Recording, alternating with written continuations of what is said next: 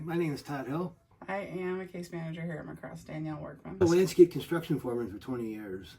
So I planted trees. I make paver walkways and stuff, lay sod, all sorts of things. Creative stuff we got to do, design gardens, and I made a really good living off it. Raised 2 kids, but it beat up my body and got hurt, and I couldn't do it anymore. Originally, I got divorced, and after my divorce, I came here.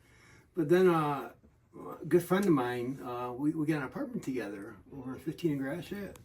And we lived there for a couple of years. He ended up dying in his sleep from a heart attack. And I couldn't afford the rent by myself, so I had to come back here. Yeah, heartbroken, my friend. Embarrassing coming back, because I took it as a sign of failure, you know. Part of the reason my divorce was I used to have a drug problem, taking opiate pills and stuff. And so that's a lot of the reason why I got divorced and ended up here. I've been clean now 7.5 years. He said he felt like a failure. He told me that at his first meeting. Yeah. And I said, I've been where you're sitting. I've been homeless. I am an addict in recovery. You never get clean. I mean, it's not an overnight thing. So, I mean, my recovery is coming up on 23 years in November. So, thank you. But I have been where he's at. I've been homeless. I've been living in trap houses. I've done all the things he's done, you know, and then to be able to relate to him, I think that I was able to put him at ease because of that. People say to leave your job at the office, right? That's not possible in human services in this kind of job. I mean, I've had dreams about my clients, you know, I worry about them. If the weather's bad, I put extra coats in my truck. And I think lived experience helps me, because on a relative level, I can relate to him on things that maybe another case manager can't. We can talk about addiction. We can talk about methadone clinics. We can talk about homelessness and kids and why I'm embarrassed to have my kids around me, because I know I'm not right. I had that extra comfort level, especially when Danielle came, because I could talk to her really honestly, and she knows my past. She's my caseworker a few times, so.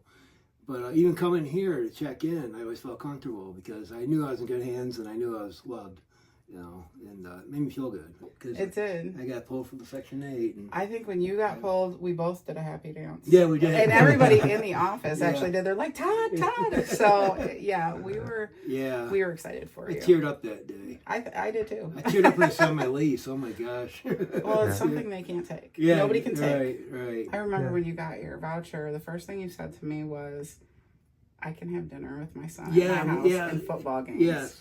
And he was so excited about the first Sunday he was going to have a football game with his boy. So he's coming over at 4 for the Tigers. That's amazing. Yeah. I try to get back now myself. You know, I don't have. After you're gone a year and a day, you can come volunteer. I would love to do that. I'd love to do that. Even now, like I meet my friends from McDonald's every morning for coffee. So there's been a few times, you know, I'll see homeless people in there, and I'll buy them like sandwiches off the dollar menu for breakfast. Oh, right on. And I don't smoke cigarettes, but I bought them a pack before to give to people. Just because I know how it could be, you know. Yeah, for sure. So I'll do that. And it's not much, but I'm happy I can do that, because I know it's a blessing to me and make my day when somebody helped me. So I want somebody to have that same feeling I had, you know. If someone does care, you know, whether you think so or not. Something as little as giving somebody a cigarette or buying a couple of dollar sandwiches can just make somebody's day. Like, okay, people do care. They're not all knuckleheads or uncaring, you know. You know, homelessness gets a bad name a lot of the time, right?